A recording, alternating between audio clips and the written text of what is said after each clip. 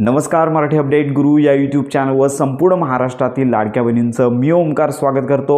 लाडक्या बहिणींना खात्रीशीर माहिती देण्याचं काम आपल्या चॅनलवरती केलं जातं। सध्या सगळ्यात महत्त्वाची बाब आहे की ज्यांचे पती हयात नाही आहेत, ज्यांचे वडील हयात नाही आहेत, अशा लाडक्या बहिणींनी मागील काही 6 दिवसांपासून एक वर्तमानपत्रामध्ये जाहिरात आली होती की त्याच्यामध्ये त्यांचे वडील किंवा पती हयात नाही आहेत, त्यांनी त्यांचे सांभाळ करणारे त्यांचा मुलगा असेल किंवा चुलते असतील यांचा आधार नंबर दुसरा जो आहे तो टाकायचा आहे आणि व्हेरिफिकेशन करून घ्यायचं आहे। तर आपण या संदर्भात सांगतच होतो की 12 तारखेपर्यंत प्रतीक्षा करा, या संदर्भात कन्फर्म अपडेट येणार। तर या संदर्भात आजच्या व्हिडिओमध्ये माहिती देणार आहोत आणि याबरोबर नोव्हेंबर महिन्याच्या हप्ते वितरणाचा GR कधीपर्यंत येईल, कधीपर्यंत शक्यता आहे, तर या संदर्भात खात्रीशीर माहिती देणार आहोत। तत्पूर्वी सोशल मीडियावरती नोव्हेंबर महिन्याच्या हप्ते वितरणाच्या अनेक तारखा सांगितल्या जात आहेत। तर लाडक्या बहिणींना एकच विनंती, या संदर्भात प्रतीक्षा करायची आहे, माहिती आपण देणारच आहोत। तर सगळ्यात महत्त्वाची बाब म्हणजेच काही लाडक्या बहिणी आहेत की ज्यांचे पती हयात नाही आहेत, वडील हयात नाही आहेत। मग अशा लाडक्या बहिणींना आता पुढे काय होणार आहे, की त्यांचा अर्ज पात्र राहणार आहे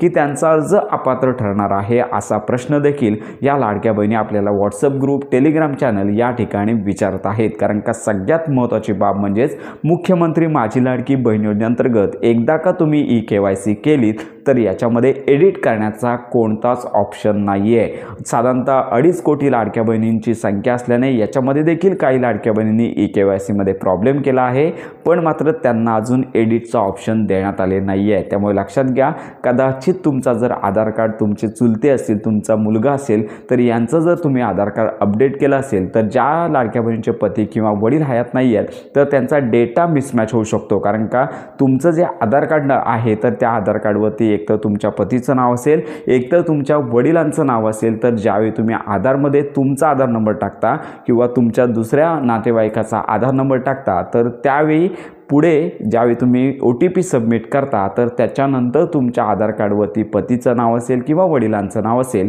तर हे तिथे आपोआप आता नव्याने पोर्टलवरती पाहायला मिळत आहे। कारण का लक्षात घ्या, तुम्ही आधार कार्ड नंबर कोणाचा टाका, पण तुम्ही मुख्यमंत्री माझी लाडकी बहीण योजनेअंतर्गत ज्यावेळी ऑनलाईन नोंदणी केलीत किंवा अंगणवाडी सेविकांकडून नोंदणी झाली तर त्याच्यावेळी तुमच्या नावानंतर ज्या व्यक्तीचं नाव आहे ते नाव तुम्हाला पोर्टलवरती पाहायला मिळणार आहे। तर याच्यासाठी याच्यानंतर पुढे एक ऑप्शन येणार आहे, तुमचे पती हयात आहेत की नाही, किंवा जर हयात नसतील किंवा ते तुमचे वडील हयात नसतील तर त्या संदर्भात कागदपत्र त्यांचा मृत्यूचा दाखला लागणार आहे, किंवा ज्या लाडक्या बहिणींचा डिवोर्स झालेला आहे तर ते सर्टिफिकेट तुम्हाला अपलोड करावं लागणार आहे। तर अशा प्रकारची प्रोसेस या लाडक्या बहिणींसाठी असणार आहे।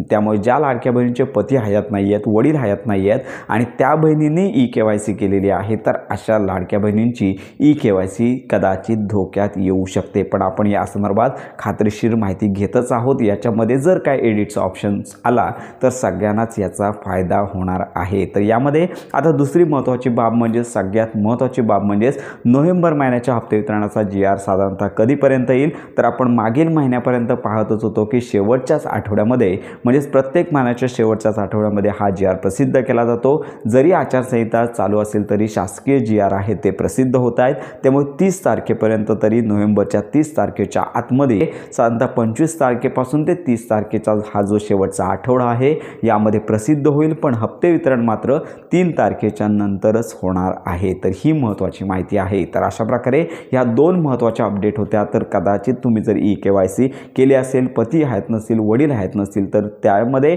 कदाचित जर एडिट ऑप्शन आला तर तुम्हाला फायदा आहे, आणि जर एडिट ऑप्शन आला नसेल तर मात्र तुमचा जो लाभ आहे तो बंद होण्याची शक्यता वर्तवण्यात येत आहे।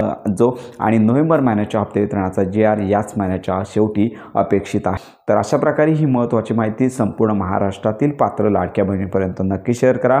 योजनांसंदर्भात खात्रीशीर माहितीसाठी आपल्या मराठी अपडेट गुरु या यूट्यूब चॅनलच्या कनेक्टमध्ये